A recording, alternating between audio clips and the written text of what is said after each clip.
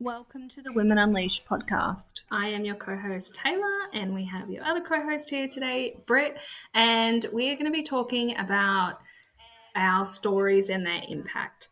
Now, to give like a overview of what that is and what that means, because it's probably a little far-fetched for some people, is we want to talk about how we make meaning of things that happen, and how those meanings that we make about particular situations leave us with an impact in our lives. I think we'll probably share some examples today about how that occurs.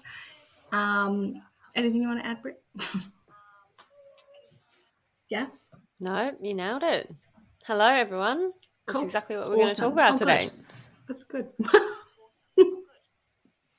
Cool. Good stuff.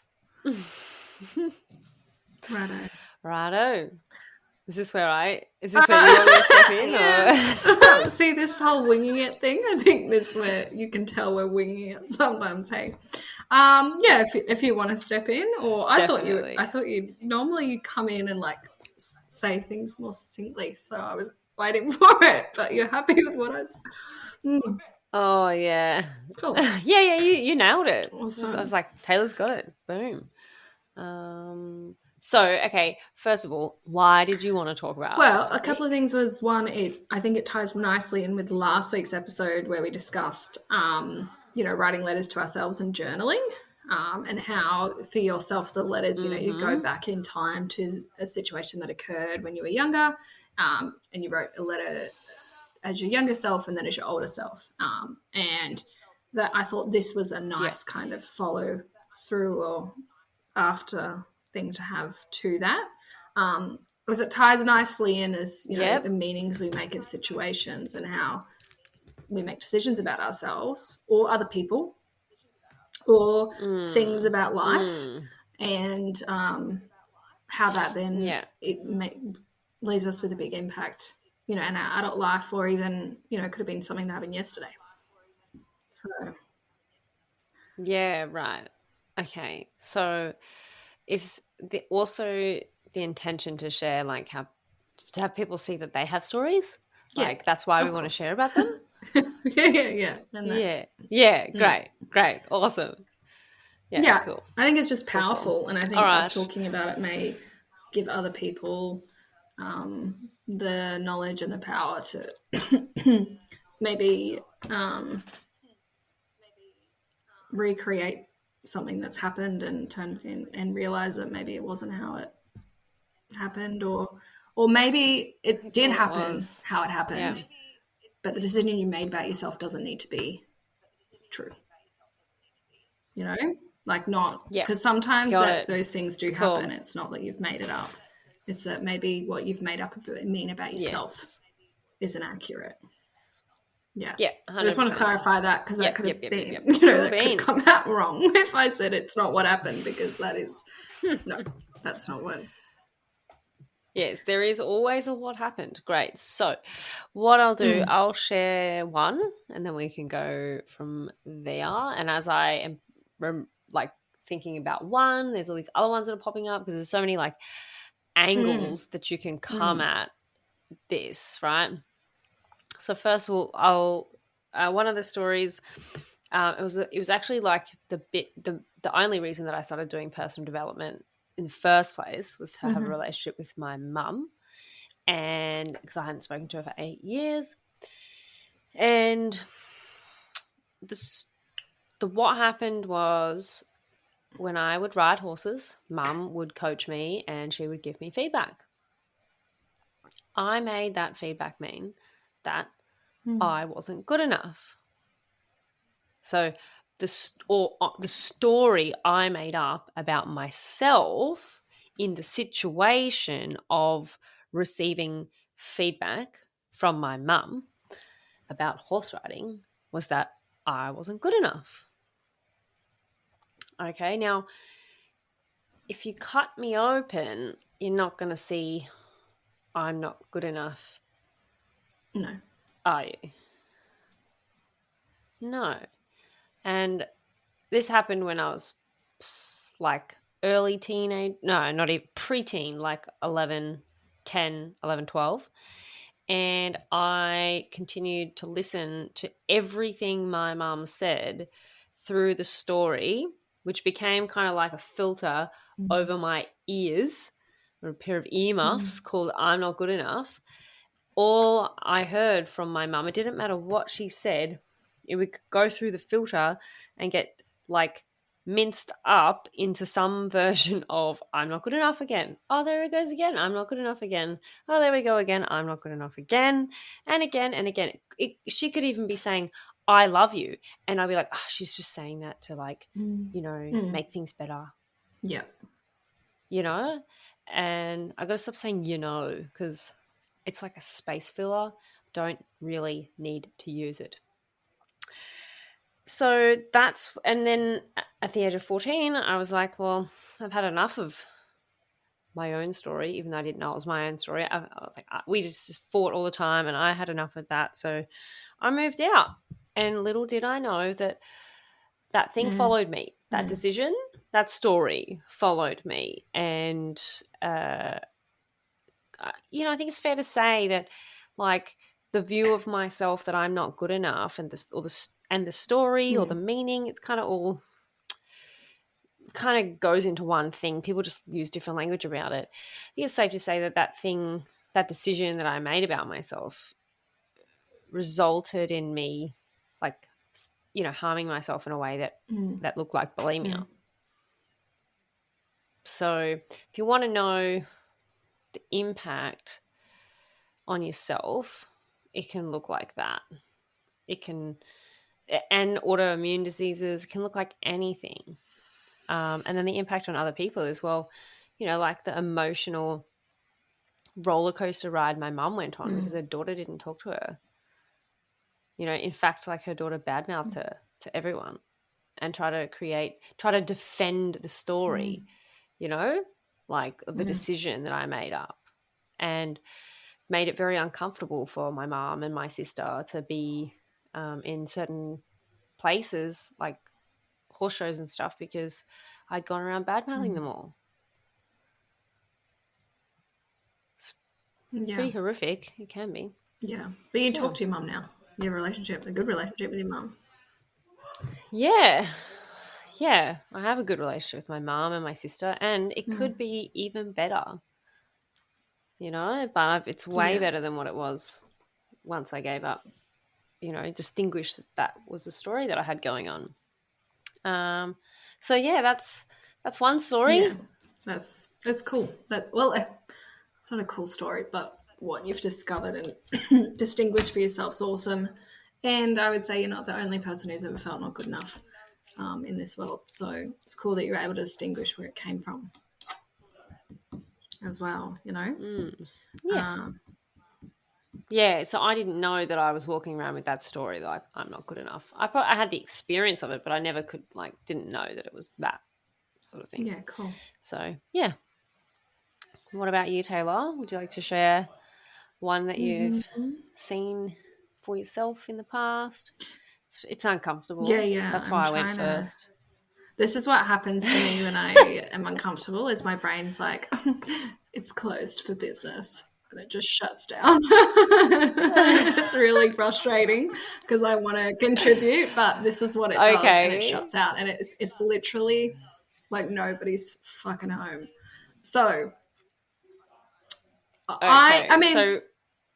I don't want to save you, but I can share like something else, and then that, you can, that will give you some more time to like, because sometimes sharing ignites things as well. Because I think I've got one, but you go again and we'll see. Oh, come on. You've got one. Go. Mine is the same story. I'm not good enough, or like I'm not lovable. I guess they kind of, I think they sit pretty nicely together. And mine stems probably more from the relationship I had with my dad and how because my family was separated, like my parents separated when I was young, and the relationship, my mum had full custody, and my dad saw me on weekends or more sporadically, and sometimes our communication wasn't always there, and there would be times when we would have, especially as I got older, teenage years, and even like my early 20s, I remember something happened. Oh, yeah. Okay, stop. Okay, this is great, right? This is so great what you're doing, because everyone does this, right? You are in a big story. Yeah. Like, that's all part of the story. So when I shared, okay, Mum would give me feedback when I was riding my horses. I made it mean that I'm not good enough. I'm trying to be diplomatic, and I don't know how. I don't want to bag any. I don't want to. So Yeah, I'm this is great. basically. This is great. You know what? I'm just going to say it, and if we feel like it's not right, we can. When my dad wouldn't communicate with me, it would leave me feeling unlovable and not good enough. That's the story I made. So that's the reason why my story. Oh, sorry. Okay, stop. Right? I'm going to assist you with this. Okay. The absence of communication. Yeah. Right? Mm-hmm. No communication. And you made up a story. Yeah. I'm unlovable. Like, we can go more simpler than that, but that's what it is. Yeah. The absence of communication. And you made up a story. I'm unlovable. No communication. Nothing, even. Nothing. And you made up a story, which is so easy to do, right? Has someone ever not replied to a text message? And like, here you are over here going, all the time. It's a massive making up trigger heaps of for me, stories about it. Yeah. Yeah, right? Okay. And like, it's easy to do. Yeah. The absence of something not being there, the nothing, and we still make nothing mean something. Yeah. When all there is nothing. Correct. So, yeah. So I made it mean I was unlovable. What? Why are you laughing?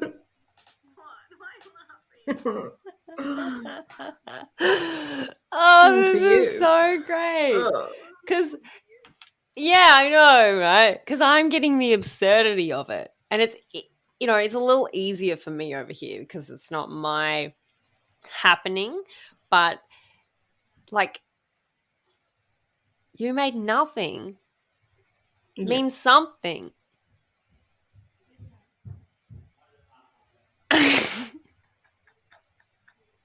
Yeah. Are you getting it? Yeah. So, yeah. I'm not laughing at you either. It's okay to cry.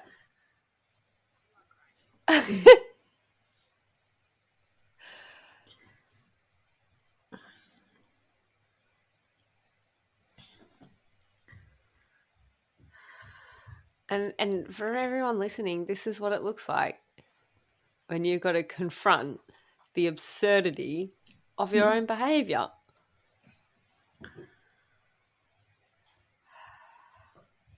And the reason, like, that Taylor's quiet right now is because that's what she's doing. She's actually getting present to her dad and the love that she has for her dad and the love that's been taken away because she made nothing mean something. Yeah. Is that correct?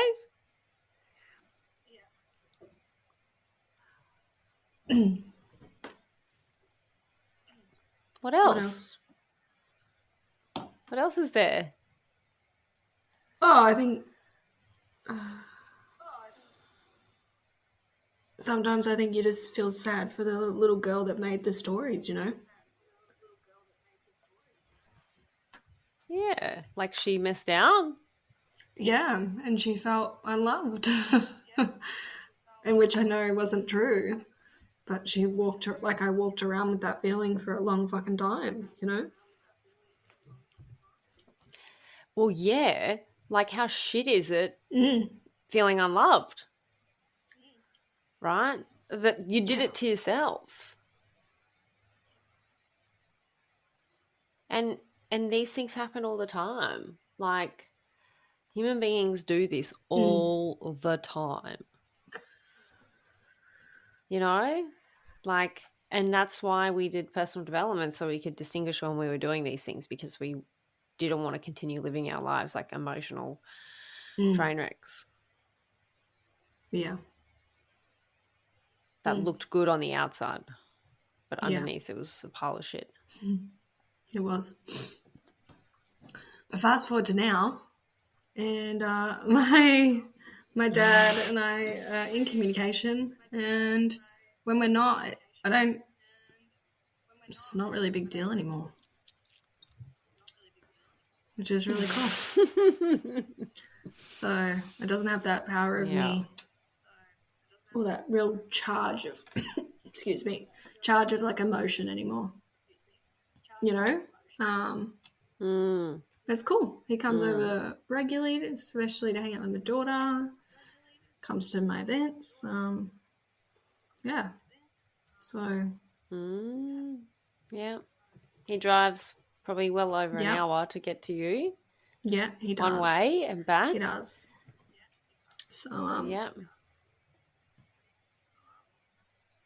Yeah, but that's like, I guess, the power of when you distinguish, when you drop it, you know, when you get.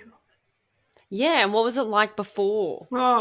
Just so people always triggered, super reactive to anything you'd say or do.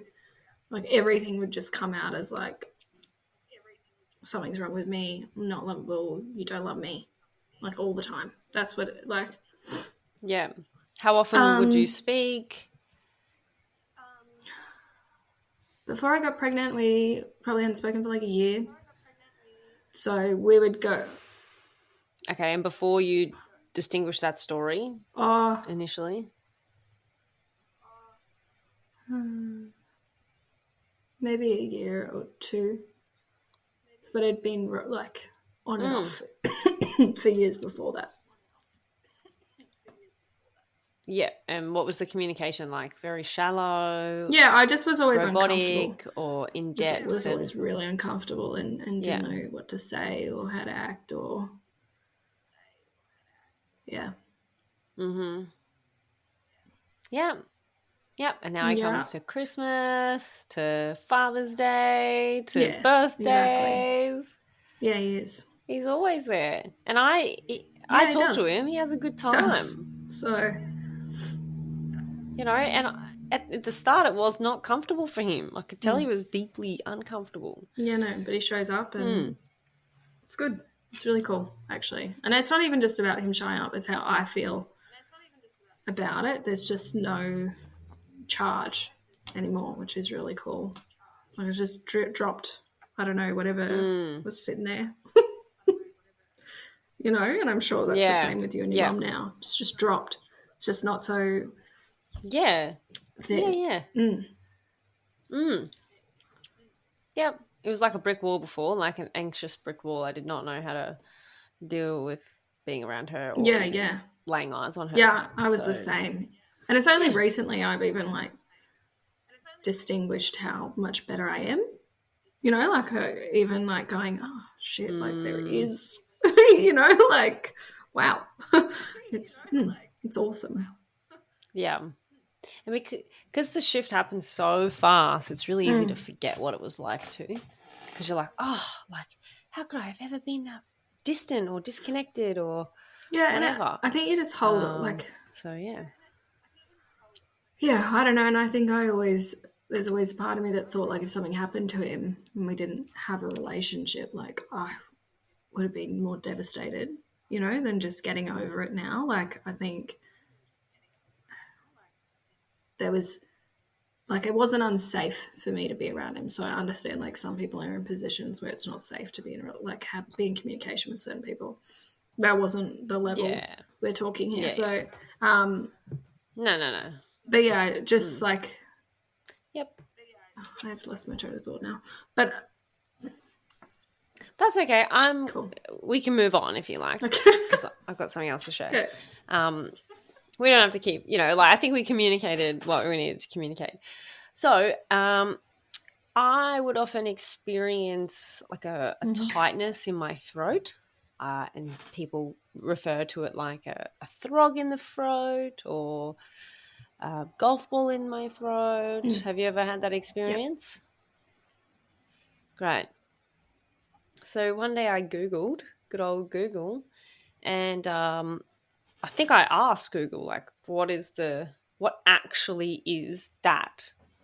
What's going on in my throat that has me experience what I call a frog in my throat? And Google revealed that from a physiological perspective, there's like this thing at the kind of the base of your neck, I think, which is where the frog in the throat, where you feel it, it's called the glottis, and it's kind of like a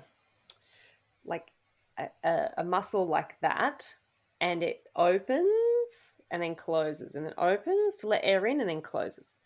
And when you're having a flight or freeze response, the body reacts to give you as much oxygen as possible. And so your glottis tries to open, but because you're not actually physiologically running or fighting, you don't need that oxygen. So your body is simultaneously going like, well, I don't need it. And then it creates like tension in that muscle, because the muscle's like opening, trying to go, oh, I need to get lots of air, but really your body doesn't need the air. So it's like, oh, I don't really need it. And that tension is what gives you that experience of like not being able to speak or being emotional or choked up or etc. And that is a story about what's actually going on, which is I've got a frog in my throat, or I'm emotional, or I've got a sore throat, or whatever. Actually, what's going on is your body's having a fight or freeze response. And when I got that, I could just be with it rather than wishing it wasn't that way. And it allowed me to then look at, okay, well, why am I having a flight, fight, or freeze response right now? Like I'm just sitting at the table, or I'm driving my car. Why? What is going on there? And that enables me to inquire into psychologically what story am I engaging with? Because it's some story I've made up that's actually really freaking me out psychologically. So wow. That's cool. That's a cool one. There you go. Yeah, it's a fun one. I like sharing that. It's like one of my party pieces of advice. Not quite a trick. Maybe I should make that a trick. Hey, let me just scare you and see how you feel. Fun. Like so much fun. Cool. Anything else you wanted to mention or chat about? No, I think we're good with those. I think that's cool. I think it's good. I think there's some heavy stuff in there and some lighter stuff.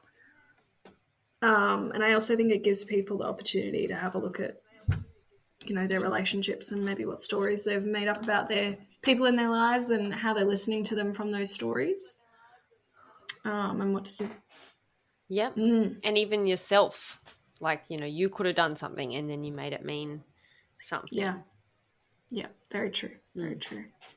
Cool. All right. Well, do you want to finish us up? All right. Sure. Thank you for listening today, and we appreciate all of the downloads that we're getting. Cannot wait to see them after this episode, and we'd love to hear your feedback. So you might be driving like in the car and listening, so I'm not really sure what the most appropriate safe way to give feedback is. Maybe send us a voice message. That would be cool.